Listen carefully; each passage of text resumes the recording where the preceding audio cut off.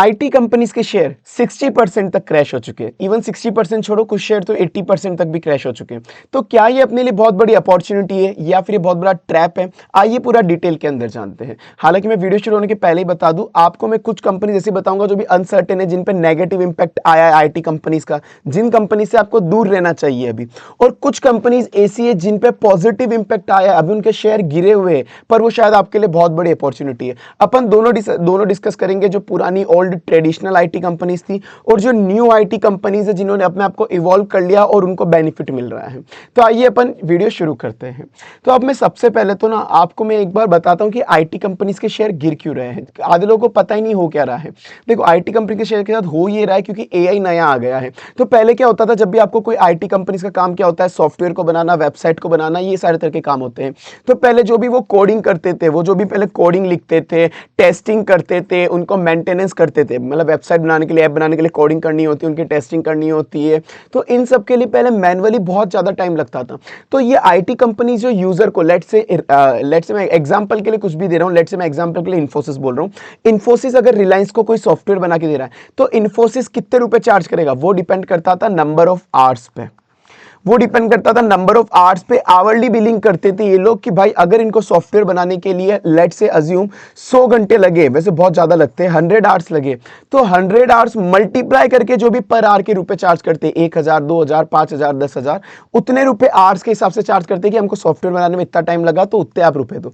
अब क्या हुआ, अब एआई आ गया। एआई टेक्नोलॉजी आने के बाद हुआ क्या कि अब सामने वाले रिलायंस वाले भैया बोलेंगे, अंबानी जी, कि भाई तुमको अब एआई आ गया है, एआई फटाफट से 2 मिनट में कोडिंग कर देता है, फटाफट से वेबसाइट बना देता है, तो तुम्हारी तो आवरली बिलिंग की रेट खत्म हो गई। अब तुमको जो काम पहले 100 घंटे में होता था, तुम 2 घंटे के अंदर कर सकते हो एआई की मदद से। तो अब एआई जैसे ही आया, वो फटाफट से कोडिंग कर देता है, फटाफट से वेबसाइट वगैरह बिल्ड कर देता है, टेस्टिंग वगैरह भी यही कर देता है। तो इस वजह से इनके नंबर ऑफ आवर्स जो है, वो नंबर ऑफ आवर्स कम हो गए हैं इनके बिलिंग के लिए। तो इनके रेवेन्यू और प्रॉफिट पे बहुत बड़ा इंपैक्ट पड़ा है एआई आने से। तो हुआ ये, आधे लोगों को पता ही नहीं है एआई मतलब असली में शेयर्स इनके गिर क्यों रहे, बस उनको पता है एआई आ गया, एआई आ गया, पर क्यों गिरा ये इसका रीजन था। तो मैं कुछ कंपनीज डिस्कस करूंगा मैं आपके साथ, पर before starting the video, this video is just for an educational purpose, this is not a buy or sell advice. आपको बाय सेल एडवाइस मत लेना, मैं बस एजुकेशन पर्पस से बता रहा हूं। जो भी कंपनीज बताऊंगा वो एग्जांपल के लिए।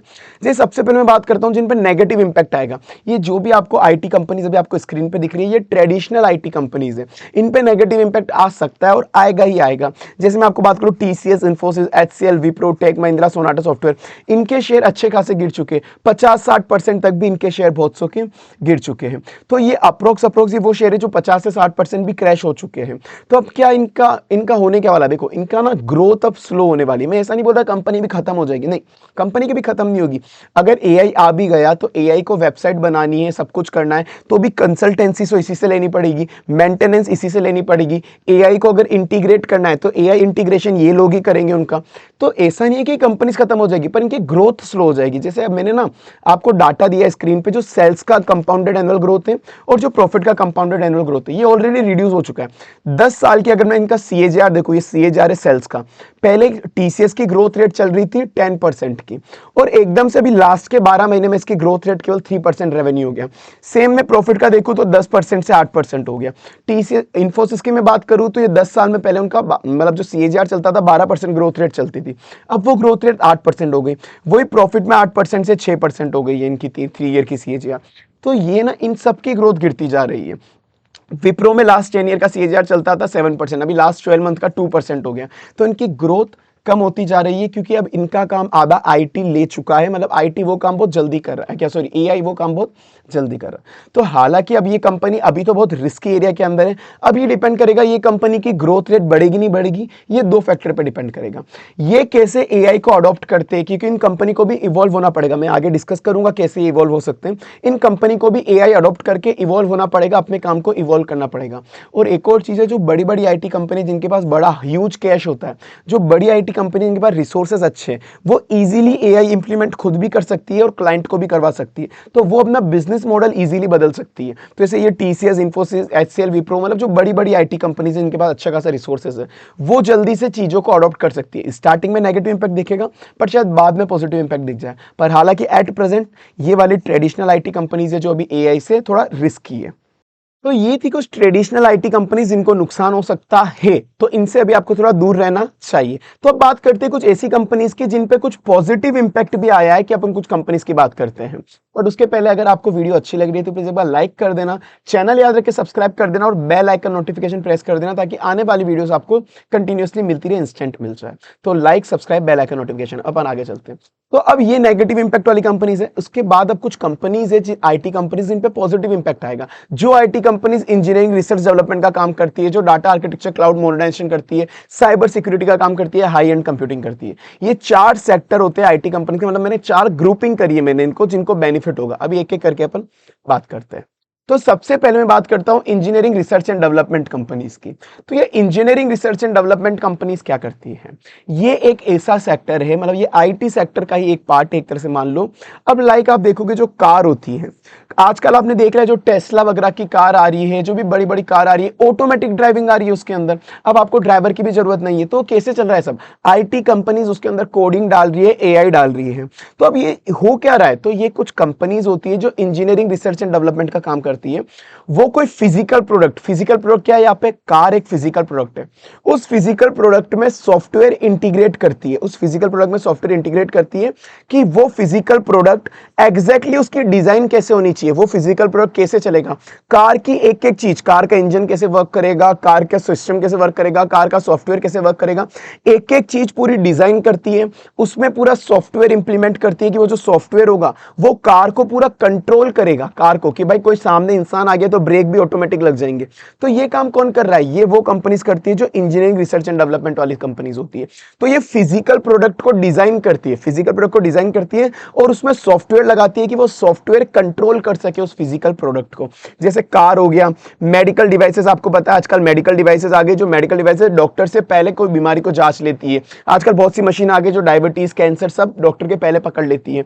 अब जैसे रॉकेट हो गया, एरोप्लेन हो गया, ये रॉकेट एरोप्लेन के अंदर भी तो सॉफ्टवेयर चाहिए कि रॉकेट जाएगा कहां पे, फाइनली मतलब किस जगह इंप्लांट होगा, किस जगह लैंड होगा। इसके अंदर सेम फ्लाइट के अंदर भी बहुत सारे सिस्टम होते हैं जो ऑटोमेटिक गाइड करते हैं फ्लाइट को कैसे कहाँ जाना है।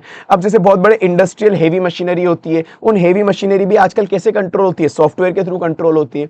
तो ये सारी जो है ना, मतलब ये जो भी फिजिकल प्रोडक्ट को कंट्रोल करने वाले सॉफ्टवेयर, ये ग्रोइंग मोड पे और इनको एआई से बेनिफिट हुआ है।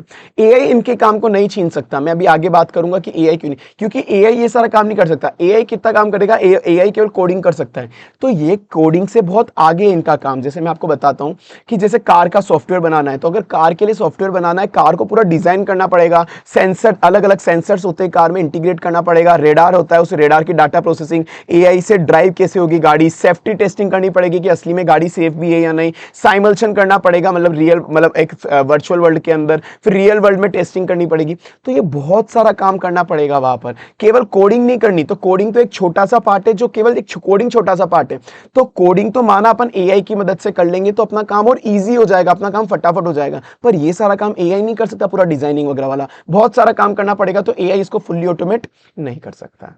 तो अब ना, जैसे अब इनको फायदा क्या होगा? देखो, अपन जो पुरानी आईटी कंपनीज वो कैसे बिलिंग करती है, क्लाइंट को कैसे बिलिंग करती है, मैंने कहा था नंबर ऑफ आवर्स के हिसाब से, कि नंबर ऑफ आवर्स कितने लगे, कि सॉफ्टवेयर बनाने में 50 घंटे लगे, 100 घंटे लगे, हम 100 घंटे के हिसाब से हमको रुपए दे दो। पर ये वाली जो कंपनीज है नंबर ऑफ आवर्स के हिसाब से नहीं करती, ये प्रोजेक्ट के हिसाब से रुपए लेती है। एग्जाम्पल के लिए 5 साल लगेंगे हमको ये सॉफ्टवेयर बनाने के लिए, आप कुल मिला के हमको $50 मिलियन पे कर देना, एग्जाम्पल के लिए। तो इनको नंबर ऑफ आवर्स से कोई मतलब ही नहीं है। इनका इंक्लूडिंग ना, इनका कोडिंग आवर्स जो है ना वो रिड्यूस हो जाएगा, इनको फायदा होगा। यहाँ पर ये क्लाइंट से तो सेम रुपए चार्ज करेंगे, पर इनको जहां जहां पे कोडिंग करनी है वहां पे ये आईटी की मदद ले लेंगे। तो इन कंपनीज को बेनिफिट होने वाला है। तो अब इनमें कौन कौन सी कंपनीज आती है? जैसे अब ये देखो, ये केवल एग्जांपल्स पर्पस के लिए, this is not a buy or sell advice. जैसे केपीआईटी टेक्नोलॉजी, केपीआईटी टेक्नोलॉजी अगर आप जुलाई 24 से अभी तक देखोगे, जुलाई 24 से अभी मार्च 26 तक 62% क्रैश हो चुका है। इसका मेन काम क्या है? देखो, ये पूरा का पूरा सॉफ्टवेयर ऑटोमोबाइल पे काम करता है, मतलब ऑटोमोटिव जो होते हैं ना, गाड़ी वगैरह, कार वगैरह, उनके लिए सॉफ्टवेयर बनाता है। पूरी ऑटोनोमस ड्राइविंग कैसे हो सकती है, ऑटोमेटिक ड्राइविंग, पूरा काम केपीआईटी टेक्नोलॉजी का ऐसा है। इवन जो बीएमडब्ल्यू वगैरह बड़ी बड़ी कंपनी है, सबका इसी के साथ टाई अप है, सबको सॉफ्टवेयर सॉफ्टवेयर यही प्रोवाइड करता है। BMW, होंडा और बहुत सी मतलब वर्ल्ड की पूरी ग्लोबल वर्ल्ड में जो जितनी भी बड़ी बड़ी कंपनीज है जो ऑटोमेटिक ड्राइविंग करा रही है, उसकी 24 कार मैन्युफैक्चरिंग कंपनी का इसका टाई अप है। तो कंपनी बहुत ज़्यादा ग्रोइंग लेवल पे है। और बाकी इसके फंडामेंटल आपको दिख ही रहे होंगे, बस इसका पी रेशियो भी थोड़ा सा ज़्यादा है। बाकी फंडामेंटल रेवेन्यू वगैरह सब कुछ अच्छा है। डेट टू इक्विटी 0.16 है, डेट टू इक्विटी भी बहुत कम है। वैसे ही सेम नेक्स्ट कंपनी है आपकी टाटा एलेक्सी। टाटा एलेक्सी भी आप देखो कि टाटा एलेक्सी का भी लगभग सेम काम है। ये अगस्त 22 से अभी तक लेकर 57% शेयर क्रैश हो चुका है। अब इसका काम भी सेम है, ये एआई के लिए ब्रेन बनाता है, जो भी ऑटो मतलब वही जो कार वगैरह होते हैं उनके लिए सॉफ्टवेयर बनाता है, ऑटोमेटिक कैसे चल सकते हैं, मेडिकल डिवाइसेस बनाता है मतलब उसके लिए सॉफ्टवेयर बनाता है, एरो स्पेस के लिए बनाता है कि जो फ्लाइट होती है फ्लाइट कैसे ऑटोमेटिक काम करेगी, ये सब करता है। ठीक है, अब बाकी आपको फंडामेंटल्स यहाँ पे दिख रहे होंगे। मैं फंडामेंटल ज्यादा डिटेल में डिस्कस नहीं कर पाऊंगा आपके लिए। देखो फंडामेंटल में ज्यादा क्योंकि अभी वीडियो बहुत ज्यादा लंबी हो जाएगी, तो वैसे तो आपको फंडामेंटल यहाँ पे दिख रहे हैं। बाकी आपको डिटेल फंडामेंटल देखने हैं तो आप एक काम करना, जैसे मैं भी मदद लेता हूँ एंजल वन वेबसाइट की, आप एंजल वन वेबसाइट पे जाना, वहां पे आपको डिटेल फंडामेंटल दिख जाएंगे जो भी आप कंपनी सर्च करोगे, और वहीं से आप इन्वेस्टमेंट अगर आपको करना हो तो आप कर सकते हो। तो अब अपन आगे चलते हैं। अब उसके अलावा भी दो कंपनीज में आपको और बता देता हूं, जैसे L&T टेक्नोलॉजी सर्विसेज और साइंट, इन पे भी ना पॉजिटिव बेनिफिट आएगा। L&T टेक्नोलॉजी का क्या काम है, ये सेम ऑटोमेटिव इंजीनियरिंग करती है, ईवी वगैरह के लिए सॉफ्टवेयर बनाती है जो ऑटोमेटिक ड्राइविंग होती है। इंडस्ट्रियल ऑटोमेशन करती है, जो बड़ी बड़ी मशीन्स होती है वो ऑटोमेटिक कैसे चलेगी, जैसे JCB है वो उनको कंट्रोल करना, उनके लिए सॉफ्टवेयर बनाना, मेडिकल डिवाइसेस बनाना। ये अब ये साइंट जो है ना, ये स्मॉल कंपनी थोड़ी सी रिस्की है पर ये ग्रोइंग मोड पे। इसका मेजर दो सेक्टर के अंदर ही है, एयरक्राफ्ट और रेलवे की। एयरक्राफ्ट के कंपोनेंट को डिजाइन करती है और उनके लिए सॉफ्टवेयर बनाती है। एयरक्राफ्ट जो एरोप्लेन होता है उनके कंपोनेंट की ऑटोमेटिक कैसे काम करेंगे, कैसे डाटा फ्लो होगा वो सब। और सेम रेलवे के लिए भी, रेलवेज के लिए भी ये सेम काम करती है। तो ये कुछ कंपनीज है इन जो AR&D का काम करती है।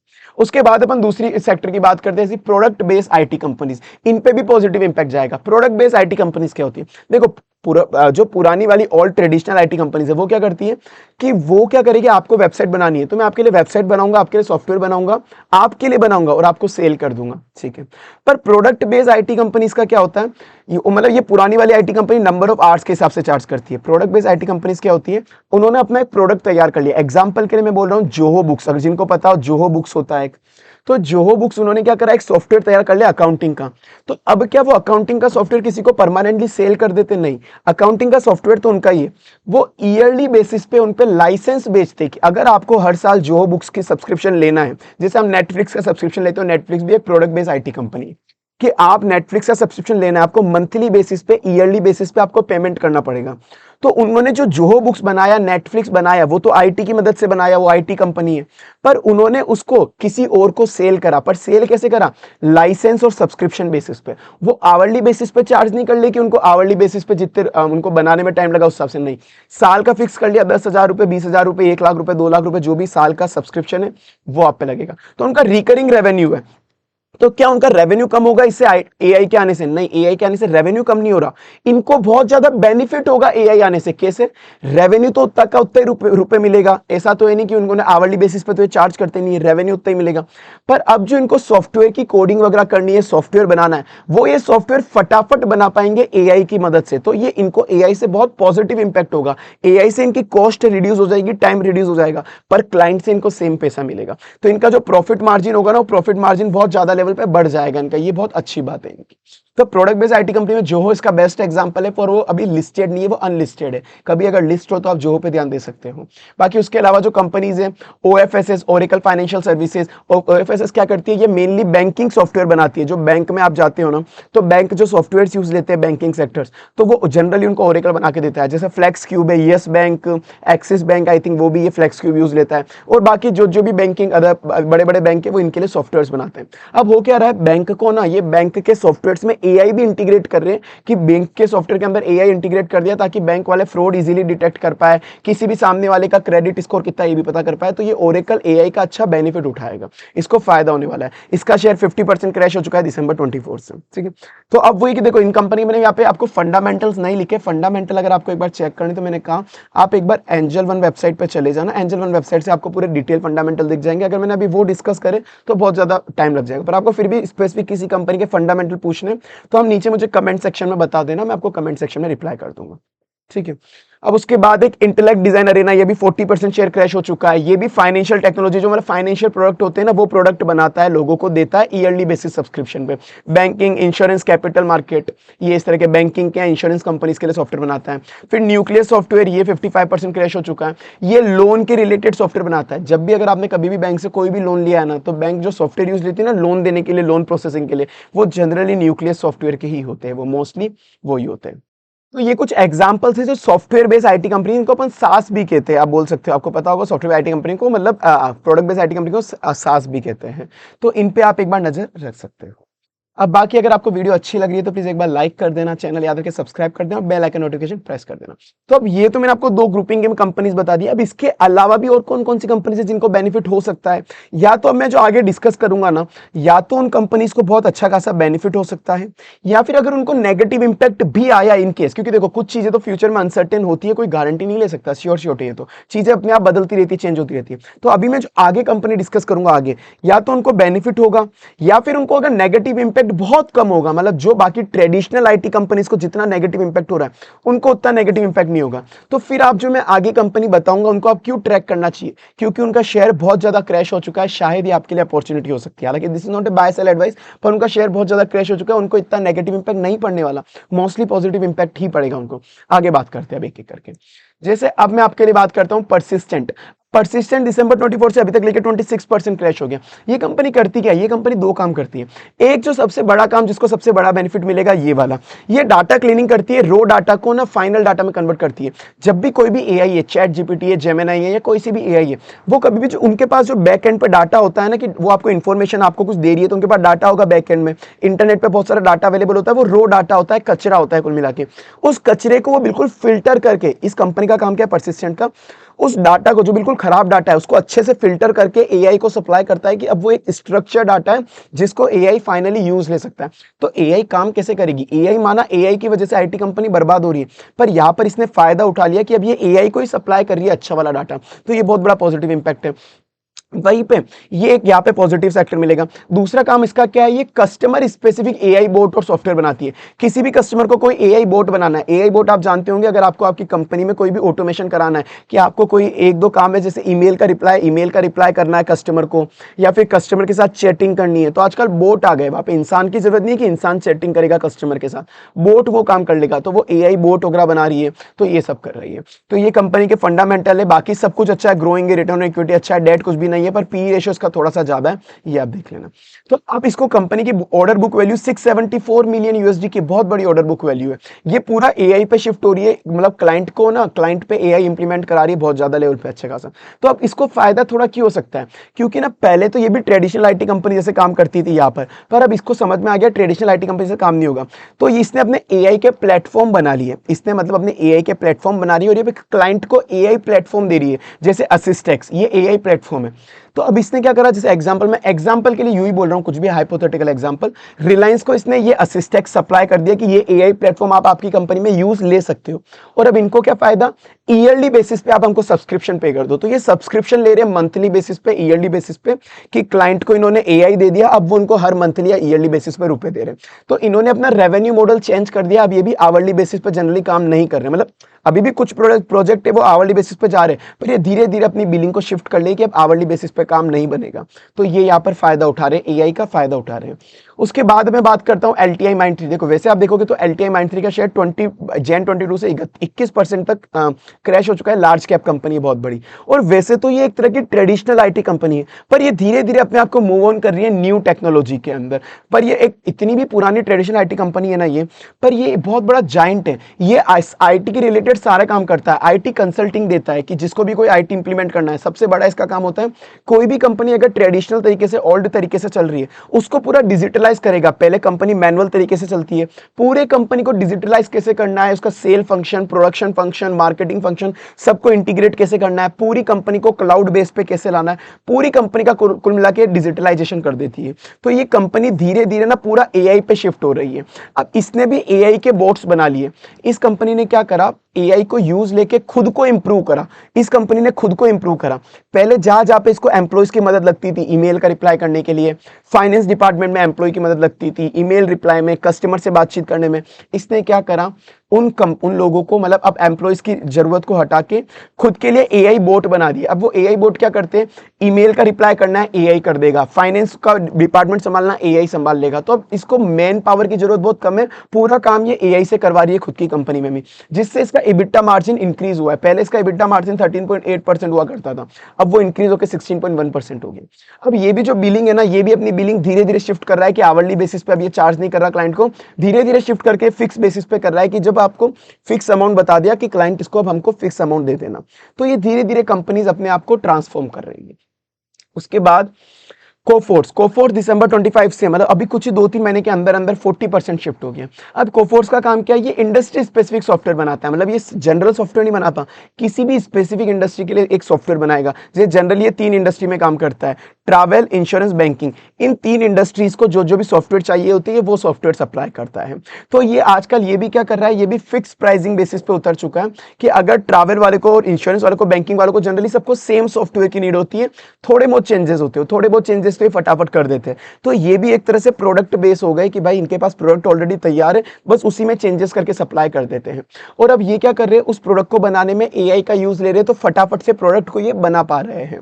और अब मेन इन्होंने ये एक ही एडवांटेज उठाया है कि ये ना अब लोग क्लाइंट को आवरली बेसिस पे धीरे धीरे बिलिंग नहीं कर रहे, अब ये लोग भी फिक्स प्राइसेस पे जा रही है कि हमको भी आप फिक्स पेमेंट कर दो या फिर परसेंटेज बेसिस पे कर दो, जितना आपको फायदा होगा उतना हमको भी आप परसेंटेज रेवेन्यू शेयर कर देना। ये कंपनी के फाइनेंशियल है, कंपनी के फाइनेंशियल ग्रोइंग है, 17% आरओई है, इसका पी थोड़ा सा ज्यादा है, 28 चल रहा है, डेट टू इक्विटी 0.14 है। ठीक है, मतलब डेट इसके अंदर कंपनी में है ही नहीं। और बाकी ये खुद ने भी इन्होंने मतलब खुद ने भी अपने आप कंपनी के अंदर एआई को इंप्लीमेंट कर लिया, दैट इज क्वासर एआई, और अपनी मार्जिन इन्होंने मतलब इंक्रीज कर दी है। इनका रेवेन्यू भी ईयर ऑन ईयर बेसिस पे इंक्रीज होता जा रहा है, एआई आने के बाद 28.5% इनका रेवेन्यू इंक्रीज हो चुका है, क्योंकि अपने बिजनेस मॉडल, ये वो कंपनी है जो अपना बिजनेस मॉडल बदल रही है। इनको समझ आ गया कि भाई पुराने तरीके से काम करा तो बर्बाद हो जाएंगे, धीरे धीरे इन्होंने मतलब चेंज करना इंक्रीज हो गई है। उसके बाद लास्ट कंपनी है मेरी हैप्पीएस्ट माइंड, जो एक रिस्की चॉइस हो सकती है थोड़ी सी, क्योंकि इसके जो चार्ट पैटर्न को देख के मुझे रिस्की लगता है। क्योंकि मैं आपकी बात करता हूं, सितंबर 21 से लगातार गिरता जा रहा है, 78% गिर चुका है। पर अब मैं ये कंपनी का शेयर क्यों कर रहा हूं, क्योंकि सेम ये अपना बिजनेस मॉडल बदलती जा रही है। ये मेन काम क्या करती है, ये काम करती है एआई नेटिव सॉफ्टवेयर बनाना। ये नॉर्मल कोडिंग वाले काम नहीं करती है आजकल, वो भी करती है, पर मेन इसका काम है क्लाउड इंजीनियरिंग करना और एआई मशीन बनाना। जो भी एप्स बनाएगी, नॉर्मल एप्स नहीं बनाएगी, ये एआई नेटिव एप्स बनाएगी कि जो ऐप केवल एआई को लेके काम करती है। लेट्स से कोई इंश्योरेंस की ऐप है, तो उस इंश्योरेंस की ऐप में इन्होंने लगभग पूरा का पूरा एआई इंप्लीमेंट कर दिया, वो ऐप पूरी एआई की मदद से चलेगी। आप उस एआई से पूछ सकते हो कि कौन सा इंश्योरेंस मेरे लिए बेस्ट रहेगा, मैं इस एज का हूं, आप बताओ कि कौन सा इंश्योरेंस सबसे सस्ता रहेगा। तो ये जो ऐप बनाती है उस पर पूरा एआई नेटिव बनाती है कि वो ऐप पूरा एआई से काम करती है। तो जो एआई बिजनेस है ना, इसका जनरेटिव एआई बिजनेस, वो 2026 के अंदर 79% से ग्रो हुआ है। तो ये कंपनी ग्रो हो रही है। वो तो मैंने टेक्निकल चार्ट देख के बोला कि उसकी वजह से रिस्की, फंडामेंटल कंपनी के अच्छे चल रहे हैं। कंपनी का रेवेन्यू प्रॉफिट अच्छे खासे पे ग्रो है, आरओई 23% है, डेट बहुत कम है 0.78, और बाकी इसका पी भी थोड़ा सा ज्यादा है, 27 है, इंडस्ट्री का 20 है। अब ये लोगों ने भी अपना जो बिलिंग मेथड है वो चेंज कर दिया। बिलिंग मेथड पहले जो इनका आवरली बेसिस पे रहता था, वो इन्होंने अब रेवेन्यू शेयरिंग बेसिस पे कर दिया कि हमारी वजह से, एआई की वजह से आपको जो फायदा हो रहा है, आपकी कंपनी की जो कॉस्ट सेव हो रही है, उतना परसेंटेज या तो हमको दे दो या एक फिक्स अमाउंट हमको दे दो। इसके पास जो ऑर्डर बुक वैल्यू पड़ी है वो भी बहुत बड़ी पड़ी है, और आजकल ये एआई भी बहुत ज्यादा इंप्लीमेंट कर रही है। तो ये अपनी कुछ फाइनल कंपनी थी। और अब देखो, वैसे तो मैंने बोला बाय सेल एडवाइस नहीं है, पर फिर भी अगर आपको लग रहा है किसी में आपको इन्वेस्ट करना चाहिए, अगर आपको लग रहा है, आपको जो मैंने आपको सब कुछ बता दिया, अब आपके एनालाइज कर लेना।